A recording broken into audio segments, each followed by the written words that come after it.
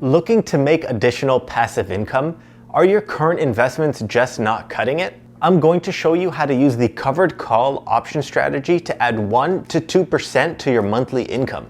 I'm actually recreating this video to improve on what I released last year. I feel like I wasn't keeping it basic enough and I wasn't getting my point across. This video should be watched in conjunction with last week's video on how to make monthly income by selling cash secured puts. I'm going to include a link to my Google spreadsheets where I've been keeping track of every options trade I've made since April 2020. I've been trying to include as much detail and information as I can so you can follow along. You can see what's working and what isn't. I show you the date I sold the options, what strike, how many options, which expiration, etc., etc. In this video, I'll break down what is a call option, why do I sell call options, which stocks do I choose, what is my max income, what is my max loss, how do I manage the option, and lastly, I'll show you my own covered call options on my Questrade account. If you're interested in learning more about options and seeing it in action, I actually have a live trading series. It's around 45 videos as of the making of this video, where I break down what option trades I use and I trade them live in front of you if you're interested. What is a call option? A call option is a contract that gives the buyer the right but not the obligation to buy 100 shares by a specific date and a specific strike price. This means the seller selling the call options can be forced to sell 100 shares at a certain amount by a certain date.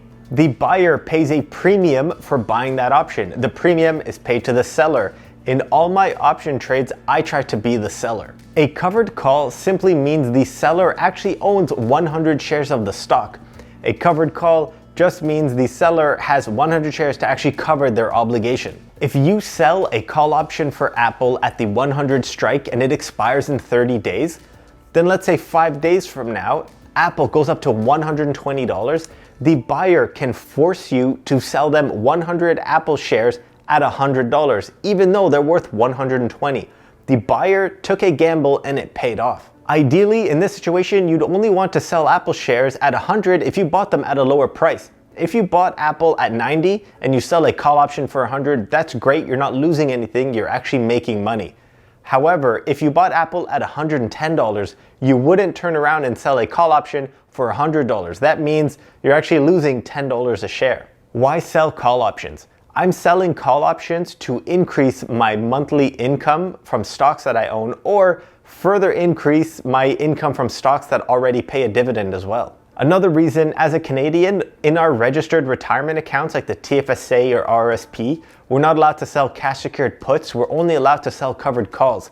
So in order to further increase my income and my gains in my tax sheltered accounts, the only way to do it is by a covered call. Let's take a look at an example of Apple. I own 100 shares. I want to try to get some more income from this investment. Right now, Apple is $124.61 per share at the end of May.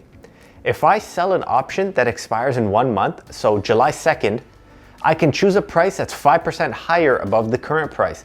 So it's $125 now. I'll only sell in July if it hits $131. Take a look at the left side of the options chain. That's the call side. I can sell someone an option to sell 100 Apple shares by July 2nd if Apple is at least $131 per share. If it is less than $131, if it's $130.99, they cannot exercise, they're at a loss.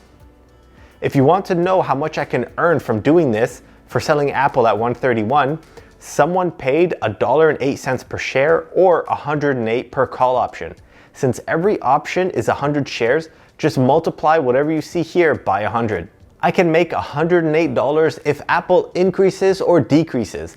It doesn't matter what happens to the stock after I sell the call option. That premium, that $108 is mine. It's mine to keep forever. If Apple doesn't increase by this 5% that I wanted in 30 days, then I keep that $108 and I keep the shares.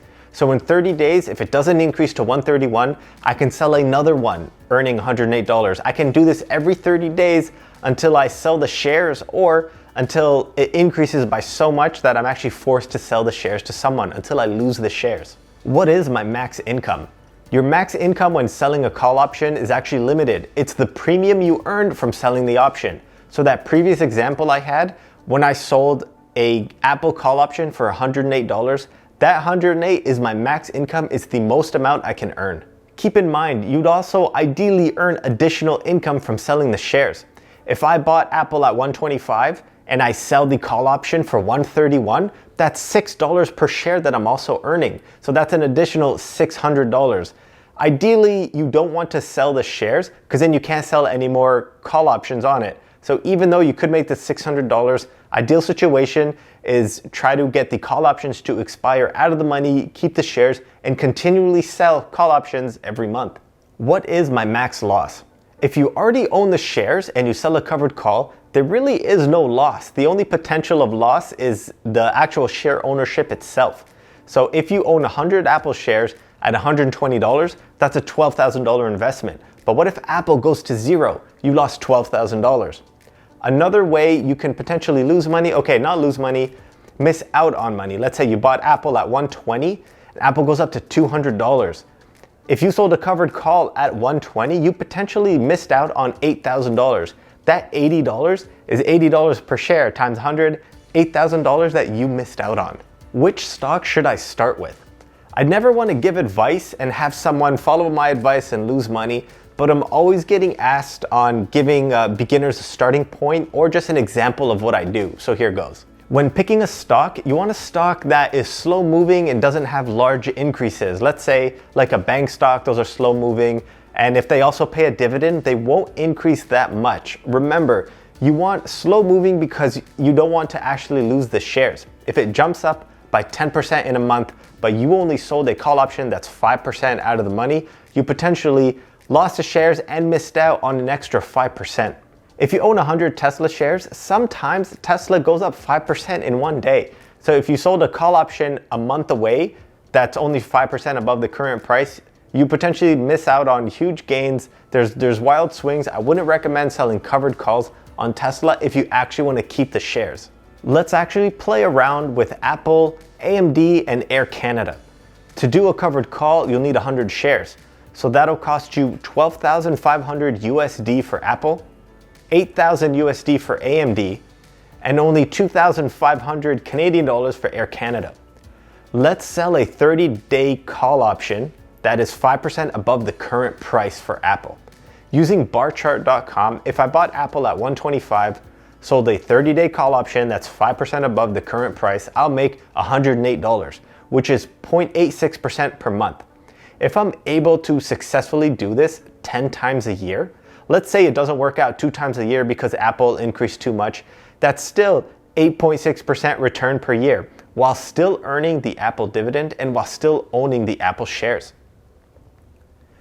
If we take AMD, $8,000 investment, if we sell a call at least 5% above the current price at $85, we will earn $139 for 30 days. That's 1.63% per month. Let's say it works 9 times a year, because sometimes AMD increases a lot, so it won't work 3 times a year. That's fine. Even with a 75% success rate, that's 14.7% per year, and we'll still own the shares. Lastly, let's look at Air Canada. If you have $2,700 as an initial investment, you can buy 100 Air Canada shares. Let's look 45 days out. Since they don't have any July 2nd options available, I have to go mid-July. If we sell at the 31 strike, which is more than 10% above the current price, we can earn $44 for that call option. That's 1.41% for 45 days, which is 0.94% monthly. Again, let's say this works 9 times a year, that's over a 12% return. How do I manage the option? What I haven't mentioned before in this video is that you don't have to keep the obligation open. Remember I said as a seller, you can be forced to sell this 100 shares if you have an option that's 30 days, but you can always buy back that option. So you sold it, you can buy it back. You don't have to keep your obligation open. I always like to buy back my call options, but keep in mind, the price you're buying it back at is always going to be different than the price you sold it for. So you'll either be at a gain or at a loss. If the stock you sold a covered call on shoots up past your strike and you realize you don't want to lose the shares, you can always buy back that option at a loss. You can also do what I like to do, which is roll the option. You can buy back your initial one at a loss potentially and sell another one. So if you sold a 30-day option, the stock increases, you realize you want it, you can buy back the 30-day option and you can sell a 60-day option if you want to try to keep the shares at a higher strike price. Remember, with options, you're selling time. You're selling time to the buyer to be right. Remember, they're the ones taking the gamble. At least that's what I think in my mind. If you sell a 30-day option, you'll be earning around $100. Example, if you sell a 60-day option, you might only earn $180. You're selling more time, but remember the law of diminishing returns applies. So you're selling more time, but every additional month, you'll earn less than the month before. Enough of me rambling. I'm going to be showing you real life examples of shares that I currently own that I've done covered calls on. And I'll show you examples of how much I've made on my Google spreadsheets from covered calls in the past year or so. All right, welcome back. Thank you for making it this far. I know it's a long one, but I'm going to be showing you my spreadsheet, showing some of my income. I've been tracking all my trades, and I'll show you some trades that I've been doing on Questrade just to show you live examples of what's happening. Some things that have worked well, some things that haven't worked so well. So in May, I know May isn't over yet, but for covered calls, I made $3,575, and the month really isn't over yet. If you see how much I have invested, it's hard, like I haven't calculated exactly how much I've invested in covered calls because it varies monthly, but my total portfolio is $538,000. I've only made 0.85% per month. In this month, it's not doing well, but you'll see some that have been doing better than others. If I show you April, I made $8,934 off covered calls.